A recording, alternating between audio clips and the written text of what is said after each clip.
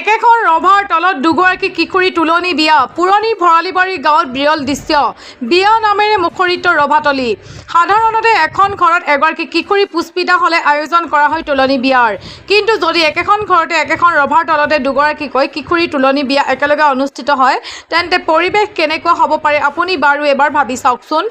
এনে এক বিৰল আৰু ব্যতিক্ৰমী অনুষ্ঠানৰ সাক্ষী হৈ ৰল মৰাণৰ সমীপৰ পুৰণি ভৰালিবাৰী গাঁৱৰ ৰাইজ একেখন ঘৰতে যৌথভাৱে বসবাস কৰা দুগৰাকী ককায়েক ভায়েকৰ কন্যাৰ একেলগে শান্তি বিয়া বা তুলনি বিয়া সম্পন্ন হ'ল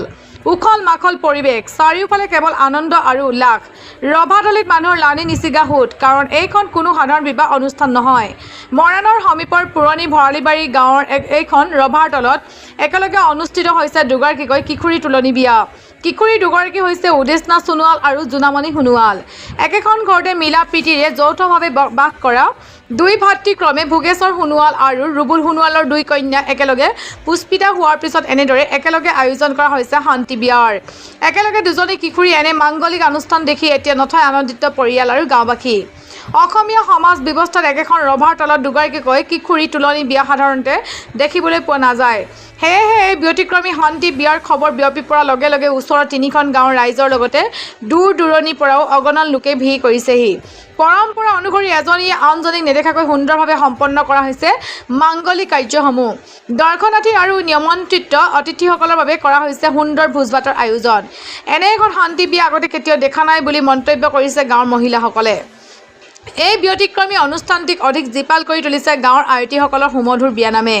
ৰভাতলীত মহিলাসকলে গাইছে পৰম্পৰাগত বিয়ানাম তেওঁলোকৰ কণ্ঠত নিগৰিছে আগে দিয়া পাছে দিয়া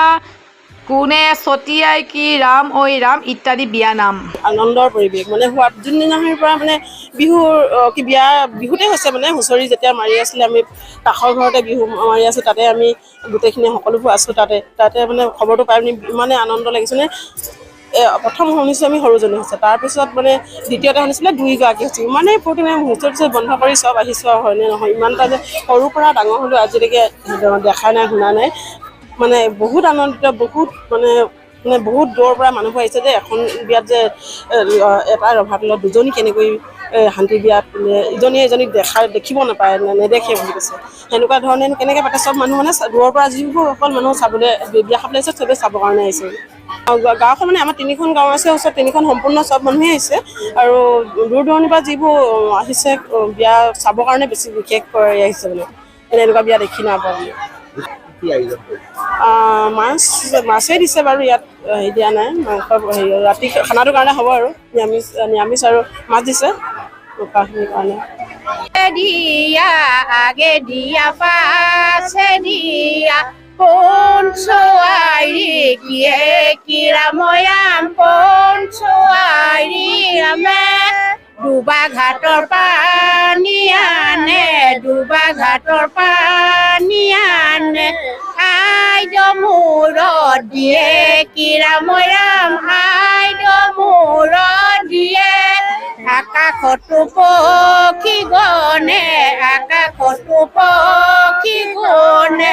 উৰে যাকে যাকে ৰাময়াম উৰে যাকে যাকে তাকে দেখি ৰামচন্দ্ৰৰে তাকে দেখি ৰামচন্দ্ৰৰে হৰ ধনু ধৰে কিৰাময়াম হৰ ধনু ধৰে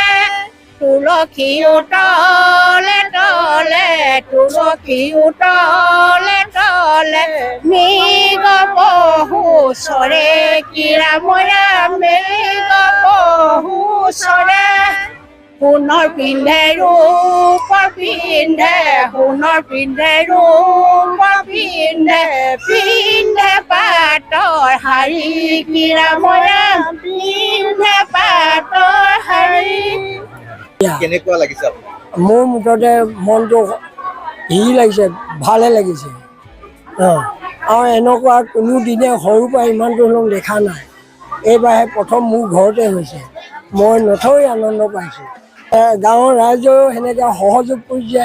এই কিবা কোৱা কিবা নোকোৱা চব কৰি দিছে, ৰাইজেও তেনেকৈ আহিছে। নথৈ আনন্দ পাইছোঁ মই। একেজন পুত্ৰই নে বেলেগ বেলেগ? বেলেগ বেলেগ, ককায়েক এজনী, ভায়েক এজনী। একেখন ঘৰতে আগৰ পৰা থাকে? আগৰ পৰা তাহানি পৰা। আপোনাৰ দুজন পুত্ৰ? পুত্ৰ দুজন।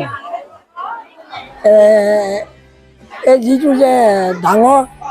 সেইজনী হ'ল ইণ্ডিয়া সোণোৱাল। তাৰপৰা যিজনী সৰু হ'ল সেইজনী মুঠতে গুণামণি সোণোৱাল। সৰুজনী আগত সোমালে, ডাঙৰজনী পাছত। 4:30মান বজাত মুঠতে ডাঙৰজনী সৰুজনী ডাঙৰজনী সৰুজনী মুঠতে 11মান বজাত সোমাইছে।